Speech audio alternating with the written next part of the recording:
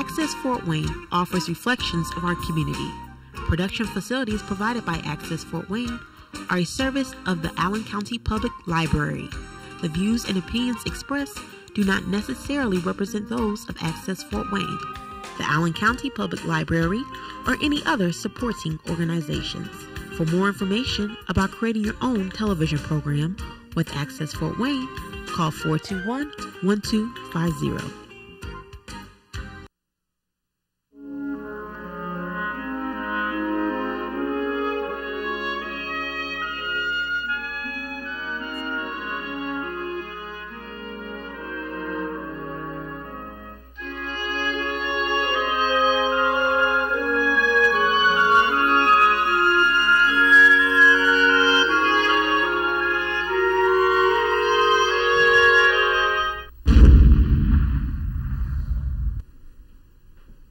Hello, and welcome to the American Veteran. I'm Dale Parrish, your host, and my co-host is Carl Fowler. Before I introduce our guest, I'm proud to announce that this show, the American Veteran, has won the award of the 2012 Philo Farnsworth Award, competition between Indiana, Michigan, Ohio, and Kentucky. I want to the show that won the award was they called it Atomic Bill. Bill Hambrock was a guest that day, and he talked about his time in the service. He served in Nevada at the atomic test site, and he had some pictures that was quite interesting. They showed a couple detonations. One of them was at night.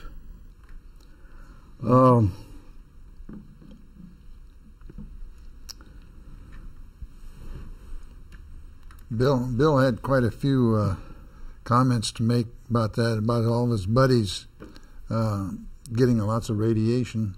Yes, yes, and he did also, and yeah, most of them did. And he had a very interesting story, yeah. And that award was probably justifiably awarded. Right. I want to thank Norm Compton, our director at that time, for turning in this show for the to be judged, and it's a competition between Indiana, Ohio, Michigan, and Kentucky. Mm-hmm. I don't know if you know it or not, but this show or these shows are just from put on by strictly volunteers. There's myself and Carl, of course, and before that was Bud Mendenhall, and then our guests are volunteers. But the volunteers that are never thanked or not recognized are the cameraman and the audio person. The camera I'm looking at right now is manned by my son, Rick Parrish. He's always willing to help out his old dad. That's OLE, not OLD. Then there's Jeff Mord, the other cameraman, and Dennis Osborne on audio.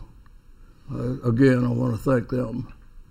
Our guest today is Al Lafevra, a Navy veteran, and Bernie Husing, also a Navy veteran. Al served in World War II in the South Pacific, right, and Bernie was served off the coast of Korea. Right. He's a Korean War veteran and also belongs to the Korean War Veterans Association. This show will be mainly, we'll be talking to Al, but Bernie, you can just jump in any time. Al, you say you was on a tanker? Yes. And what was the purpose? I mean, what did they do? Well, it was an oiler tanker, and made from Liberty ships. They made quite a few of them, and the reason they did because the large tankers, they were around 900 feet long, and we were around 500 feet long, and they made our ships look like regular ships for supplies, and that way they got a less chance of being bombed than by the Japanese planes. Oh. Mm-hmm. And you delivered fuel to all the fighting ships, whatever was in our area. Yeah. Where all did your ship go? All over the South Pacific? Oh, yes. We went, of course, to Hawaii to begin with. And from then, we went out in one of the Marshall Islands. That was our first trip. And watched them bombard one of the islands all night long. The battleships did. And then from then, we was sent to Eniwetok, which became mostly like a home base. And the ships would come to us for oil most of the time. Oh. Al, did you have any protection, ships protecting your tanker? Yes, we had destroyer escorts that would go around us all the time, make sure there's no Japanese submarines near us. Yeah. Any close calls? No, only one when we were at Saipan and Tinian, and a bomb came off of Tinian and missed us about 1,000 yards off our stern. Yeah. Mm-hmm. 1,000 yards is a long ways, but yet it's pretty doggone close. Yes. Anything you can see is close. Yeah, that's for sure. Yeah, if that would hit your ship, though, of course, your ship would just been gone, right, with all that fuel on board. Oh, yes, there's no doubt about it. Yeah. Yeah, you said it's oil. It was diesel fuel. Is that what it was? No, just plain oil. Just plain oil. Mm-hmm. Oh. Now, what's the difference, and where do they use just plain oil? They use that for lubricating, you mean, or what? No, it's on our ship. We had to heat it up to 135 degrees before it would put it in the boilers. So the boilers would heat the water for steam, and all the engines were steam engines. Ah, sure. So it was just like right out of the well. Sounds like that makes sense. Sure. Yeah. And on most of the ships, like our ship, your electricity was run by turbines that steam would go in and make them turn, produce electricity. Yeah. You mentioned they used Liberty ships, the old Liberty ships, for tankers. Is that what you said? Yes. Yeah. Yeah. Oh, didn't they use that for troop carriers too, Carl? No, the Liberty ships was mostly built on the East Coast by Kaiser, I believe. Yeah. Was the guy that built them a contract. Yeah. And they would basically haul cargo. Oh. And that was the convoys that went to Europe. Basically, it was all Liberty ships. Mm-hmm. So when they used a Liberty ship for hauling your oil, right, that was to disguise the fact that it was a tanker. Yeah, it was rather than just regular cargo. Right. It was disguised to look like it was just for cargo, so it would protect us from being a ship that carried oil. Right. What was the crew size on your ship? Recall? It would go from 95 to 110. Mm-hmm. It would vary because sometimes you would get a couple extra fellows transferred from fighting ships, and then some of them would be transferred from our ship to another ship. Mm-hmm. Mm-hmm. Were you in the same ship? I was in the same ship when it was commissioned, and I was the last guy that was when it was decommissioned. So they give me a pennant. The pennant is that flies at the in the Navy. That shows it's a Navy ship. It flies at the top of the American flag. Oh, okay. So if you like to see it, yeah, sure. Well, that's quite an honor, being one of the first and the last on the ship. Oh, yeah.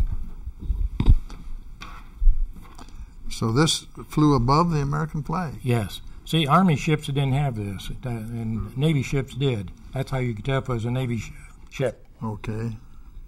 All right. How old were you when you were aboard ship? 43 years old. Hi. When you got off the ship? when the war was over, you were 43?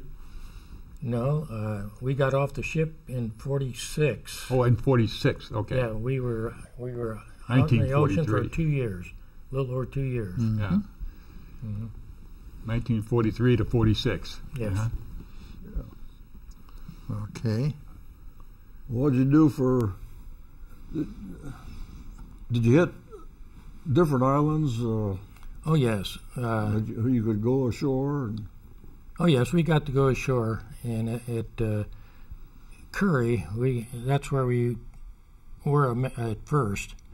And there was time when the fellows would go ashore and play baseball, and each ship would have someone to challenge. Yeah, sure. Yeah. I lost a toenail in mine.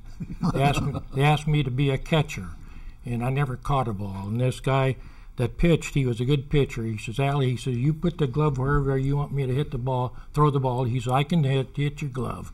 So I did, but had a guy run over my toe, and yeah. So I lost a toenail. Well, didn't get a Purple Heart for that, I don't suppose. No. No, but it was kind of interesting. The fellows that played outfield, when the tide came in, they had to play in water that was knee deep. So we had a lot of fun all the way around. You must have been right on the beach then. Yes. Okay. I guess the military looked at playing sports as part of being fit. Oh, yes. And so they encouraged that. Oh, yes, they encouraged it. Yeah, sure. So how long was you in? From 42 to 46. Yeah. That's part of 46. Being in the Navy, you was an enlisted man then? Oh, yes. Okay. Yeah, that's kind of interesting. When I got out of Central in 1942, midterm, I graduated. I worked for General Electric in the machinery, and I run a big Ingersoll Rand machine. And that year, it was in the paper that you had to join the Navy when you was join into service when you were 20 years old. Mm-hmm. So I was going to be 20 at the end of the year. So I sat down with my stepdad and talked to him about it. He was a World War I man. And he told me, he says, Allie, he says, you want to join the Navy, not the Army. Because he says, when you're in the Army, he says, you don't have the eats, you don't have the nice place to sleep. And he says, you're always walking through a lot of mud. So yeah, he convinced me. But you can always dig a foxhole. Yeah. But there's a little story on that, if you would like to hear it. My folks got a letter right when I joined the Navy. They got a letter from the Army. He said I had to join the Army. And my mother took the letter to him and says, no, he's in the Navy. And they said, no, you got to have him sign up for it. So my mother gave it to my stepdad, and he took it. He said, I'll handle it. He took it to the recruiting office. He slammed it on the desk. He says, you know where he's at. You go get him. Yeah. I never heard from him. All right. Yeah. Well, did you go? You said you was at Tinian Islands. Did you go ashore there at Tinian also? No, only on Saipan. I see. There was a problem at Saipan when we first got there. The Army was coming off, and the Marines had to go back in to secure it, and found out that the Japanese were in caves, and they come out of caves fighting. Mm-hmm. So the Army came back out, and the Marines, they took a bulldozer, went ashore, and they bulldozed dirt and stones, everything in front of all the caves. So that secured the island. Just blocked them off and left them in there. Yeah. Still there. Yeah, that's where the atomic bomb took off, from Tinian. You're right. Yeah. Right. Yeah. Yeah. We saw the planes coming in once they got that secured, and they were big, long planes. Into the airfield there. Yeah, in the airfield. Yeah, sure. Mm-hmm. Yeah, I met a fellow that flew, I think it was 39 missions off of Tinian over Japan. Mm-hmm. Yeah. Yeah, we had a nice experience there, too, that happened. while anchored there, we saw bodies floating by from the saipan there. Did you? And there was a dog that come by too, and he was paddlings. So one of the guys says, I'm going to go out and get him. So he took the dinghy, went over, picked up the dog, brought him back to the ship. He took to me right away. And I slept on the bottom bunk. And so he started sleeping with me. He got behind my knees, and after about 3-4 nights, my legs began to ache a little bit because I couldn't straight out my legs. If I did, he'd growl at me. Well, he was your buddy, all right. yeah. Well, I just shoved him out then with my feet one night, and I says, "This is my bunk. You can leave now." Next morning, my shoes were gone. But happened to be, though, he'd done that to the other guys, too. His socks or shoes, he'd take them and put them someplace else. Hide them, yeah. Whatever happened to the dog? Oh, one day, it was kind of hot that day, and one day he started frothing at the mouth, and he ran down the deck and ran through the eye of the ship where you have the rope comes through, and he hit the water, and they looked at him. He wasn't paddling or anything, so they figured it was it. Yeah, it's too bad. But we had fun. Well, he probably took to you right away because you probably fed him. Right. Okay. Where'd you take your boot camp at? You recall that? Yeah, boot camp was at Great Lakes. Great Lakes. Mm-hmm. We had a lot of fun there, too. And some of the things that come to my mind is they come and stand at attention for, every morning, make your count. And then this one morning, I'll never forget, they asked for some truck drivers. And so these guys raised their hand, and they took them out. So we went on our jaunt, running about 5 miles and marching. When we came back that evening, we asked the guys, "Oh, what did you do?" He said, "We didn't get to drive trucks. We pushed wheelbarrows all day." Yeah, I've heard of that. yeah. Is that where you took your basic? No, at San Diego. Oh, did you? Mm-hmm. Oh, Took a long train ride from Indianapolis out there. yeah. Yeah. I'll be darned. Mm-hmm. I thought that was just Marine out there. Well, they had a big Navy base in San Diego. San Diego has a large, huge base. They store lots of ships there, too. Yeah. I think the Marine base is at Minamar. Yeah, I don't know. That's the air base there. There's a Marine base just north of San Diego. Ord? Fort Ord, I think, or something that way. No, Fort Ord's in Oklahoma or something like that. No, I forget the name of it. Okay. It'll come to me tonight. Yeah, tonight. Well, don't call me. I got to tell you, another comical thing happened. We were out marching one time, and here come some girls down the street that we was marching on, and some of the boys started whistling at them. So the next morning when we got up early, the guy was in charge of us, the chief. He says, "I want to let you know, guys know," he says, "we're going to go and work in a chow hall for a whole week." And one of the guys says, "Well, we didn't come here to take and work for food and that." And the chief says, "Well," he says, "I'll tell you," he says, "those girls that you whistled at," he says, "they were gold braid." And he says, That's officers' wives. Yeah. It's officers' wives. Gold braid. Never heard that one before. Yeah. Didn't do that before. After that, the marching went pretty good. Yeah. You got some pictures of your ship or anything? Some of the crew?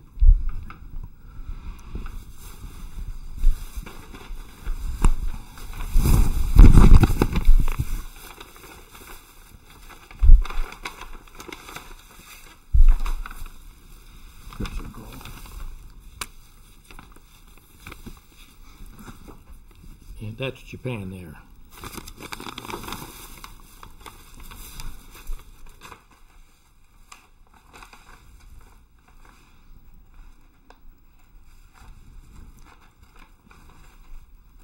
This is your crew right here, Al. Some of them. Yes, that's part of them. I'll get it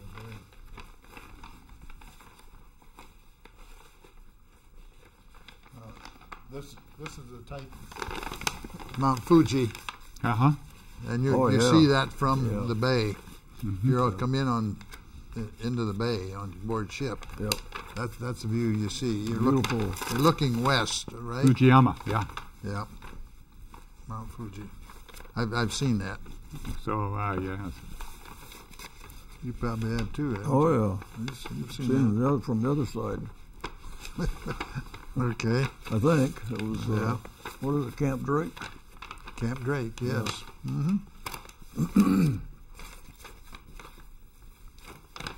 Japanese have a saying: you climb that mountain once, it says you're a brave person. You climb it twice, you're a fool. Yeah.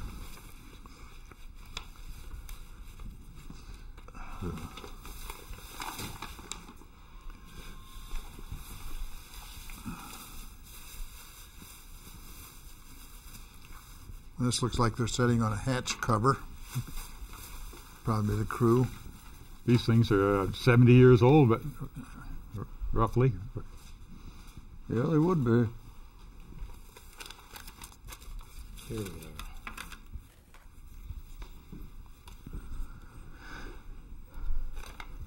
I couldn't get a big picture of them, but here's another part of the crew.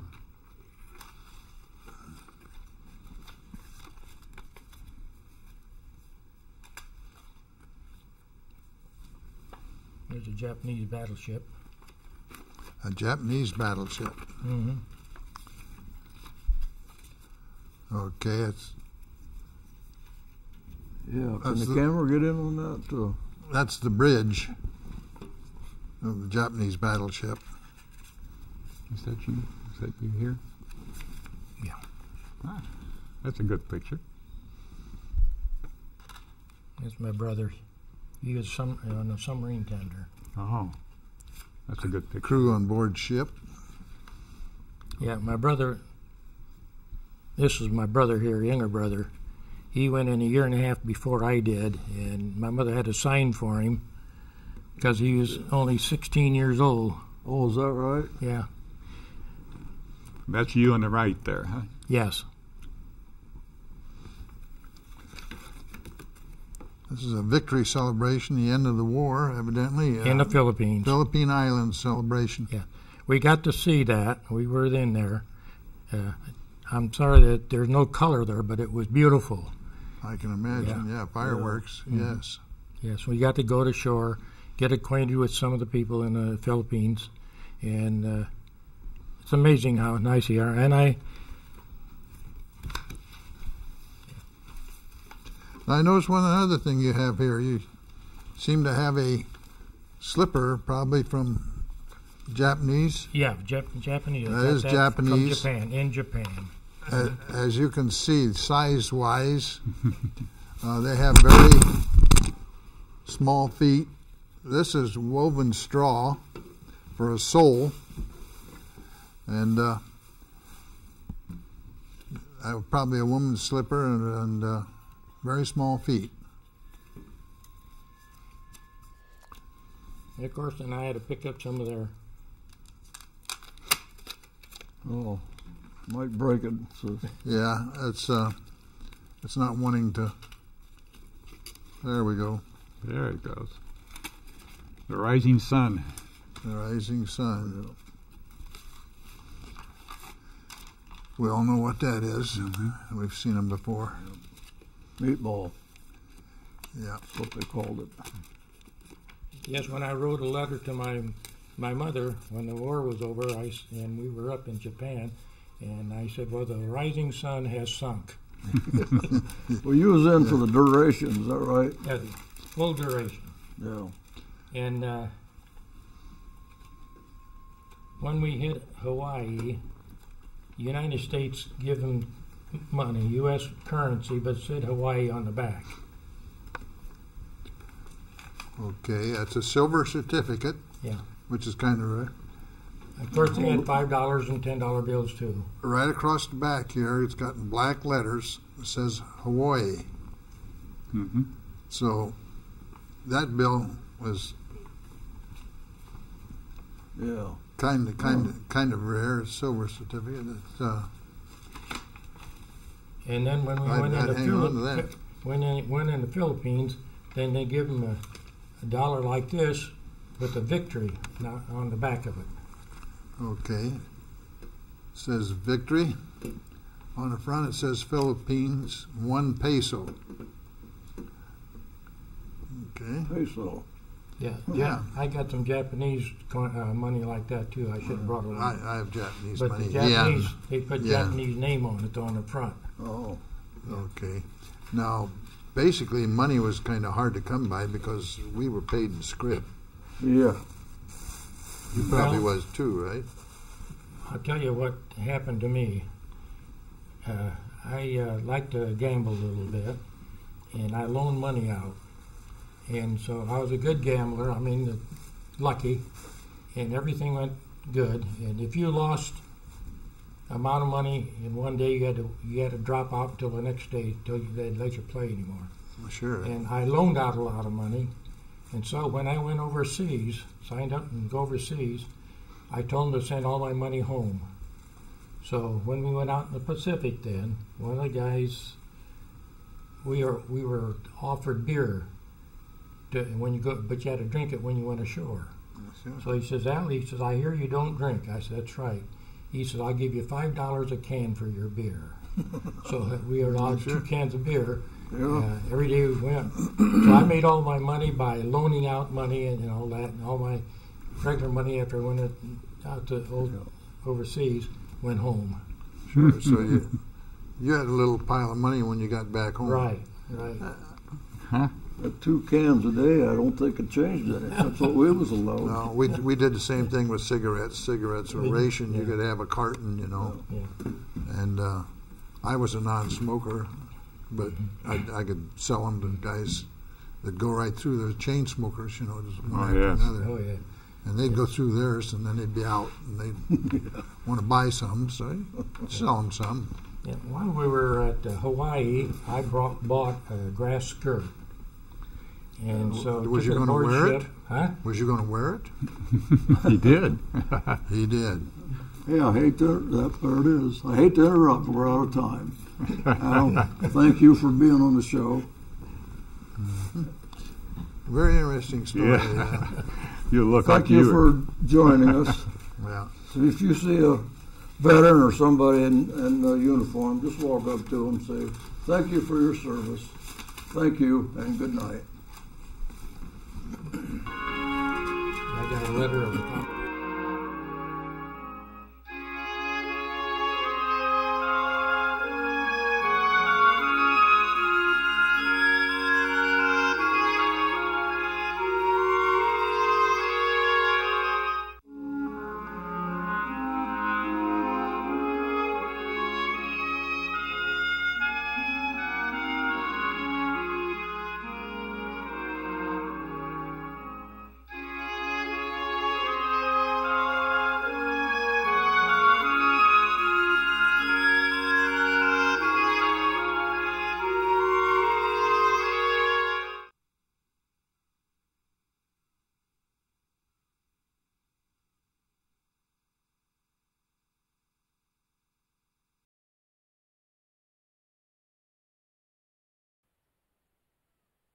Access Fort Wayne offers reflections of our community. Production facilities provided by Access Fort Wayne are a service of the Allen County Public Library. The views and opinions expressed do not necessarily represent those of Access Fort Wayne, the Allen County Public Library, or any other supporting organizations. For more information about creating your own television program with Access Fort Wayne, call 421-1250.